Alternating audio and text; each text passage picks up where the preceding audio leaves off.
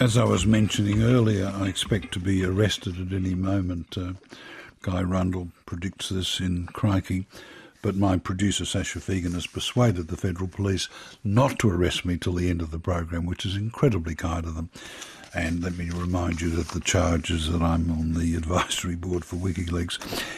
Let us talk to John Pilger, who is always remarkably penetrating on matters like this. Expat journalist extraordinaire, author, crusader.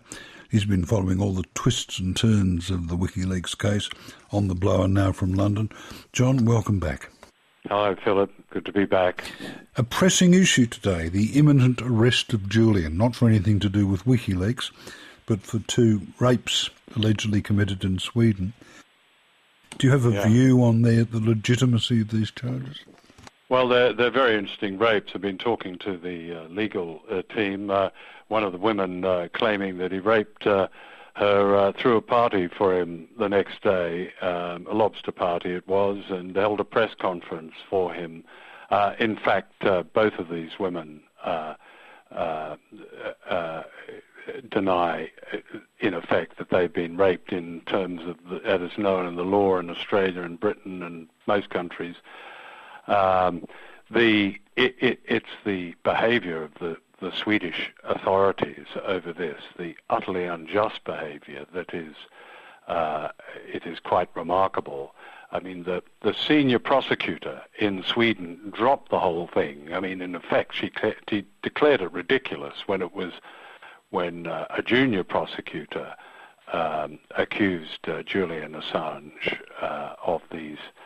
of these things. So it was all over. And then out of the blue in another city, Gothenburg, up popped another prosecutor after a very right-wing politician, himself a lawyer, had intervened and reopened the whole thing. If you talk to lawyers involved in this, as I have, they've never heard anything like it. And Mark Stevens, Julian Assange's lawyer in London, rightly describes it as persecution, not prosecution. John, do you see this as grandstanding by the would-be prosecutor, or could it be political pressure? I don't know. It's an absolute morass, but there isn't a case to answer here. That's the truth of it, it will be thrown out of any court if it ever got to a court that practiced the law in a just manner. There's no question about that. But of course, at the background is the importance of WikiLeaks, and it's absolutely crucially important. What this organisation has done for free information over particularly this year has been, in my lifetime, I've never known anything like it. I mean, they're allowing us to find out how the world is run, basically, and they're telling us just how authority and how governments deceive us. And nothing could be more important because, Philip, the old truism, information is power. And we have no power unless we have the information. WikiLeaks is providing it. And of course, it's shoot the messenger time. And to me, probably one of the most disgraceful things is the statement by Prime Minister Gillard that said that it was illegal, and that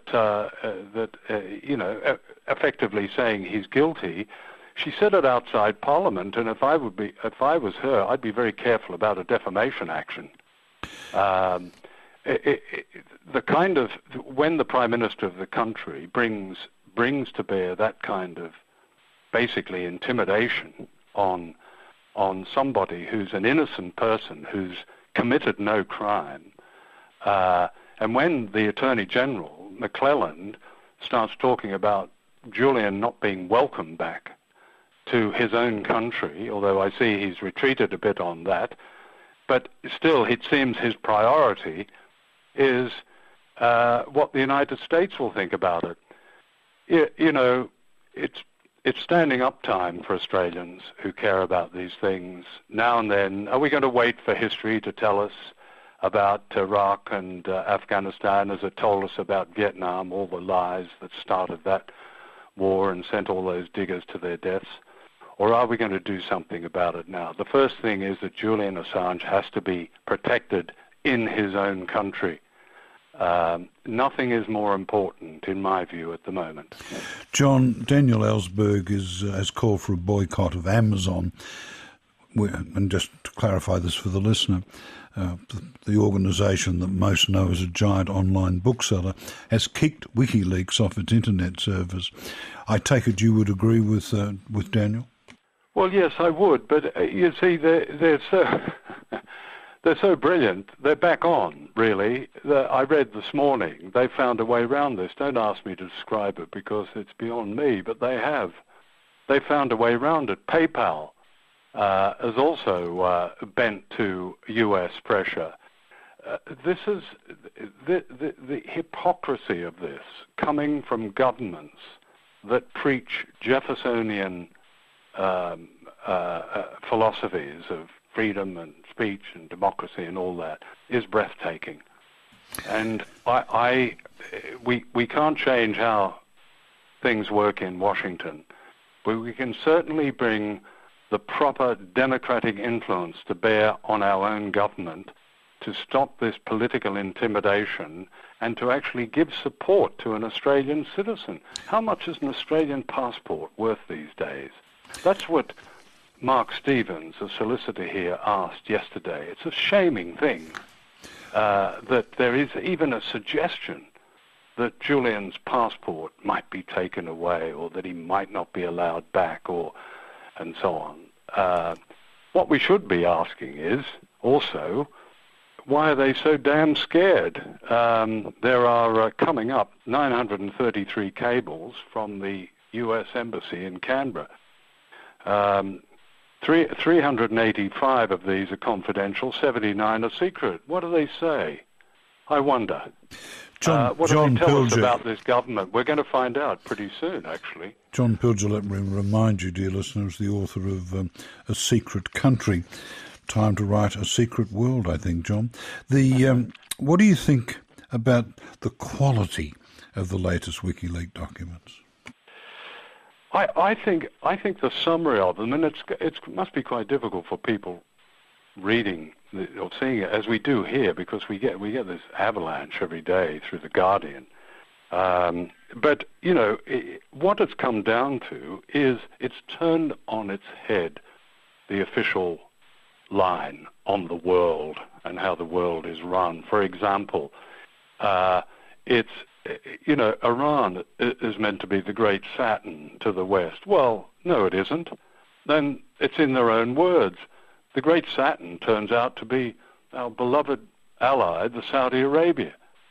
Saudi Arabia, which of course provided most of the hijackers on 9/11, and is, according to these cables, the source of anti-American terrorism around the world. It's not about Afghanistan and attacking the tribal areas in Pakistan. It's about the big ally in Riyadh.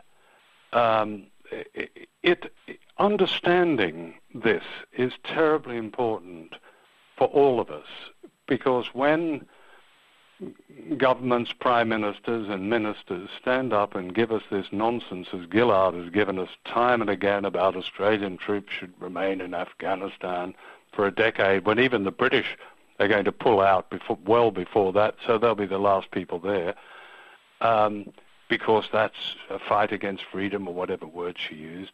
It's nonsense. It's absolute nonsense. It's about a dominant U.S. role in Central Asia, which is the second largest source of world oil and gas exports. And Australia is playing its usual mercenary role there. And I think we have a right to know that. And WikiLeaks has done us an enormous service. John, would you put any limits on what should be leaked if you were, in fact, were running WikiLeaks? Yes, and I think I agree with the limits they've put on themselves. I mean, what hasn't come through, all the earlier nonsense about how lives are at risk. There's not the slightest evidence any lives are at risk from any of this leaking. I mean, one of the reasons is that they've gone to the most extraordinary lengths to weed out any names that might be subjected to any kind of threat or risk. And I really think all that is a red herring anyway. So I would agree with that. I think, look, in answer to you, it's an indirect answer, Philip, to your question, but I think we have got to the stage where we have been deceived on such a scale about how wars begin, how governments deal with each other, that in democratic societies we have a right to know. Without that right to know, we have no democracy. That is basic. John, Jefferson said it. I'm saying on those rather wonderful words of yours, I was going to take my leave, but please quote Jefferson. Oh, well, okay, I just think, as Jefferson has put forward in American schools every day, every hour, Jefferson said that information is the currency of democracy, and without it, we don't have any. And that applies to Australia. John Pilger joining us from London.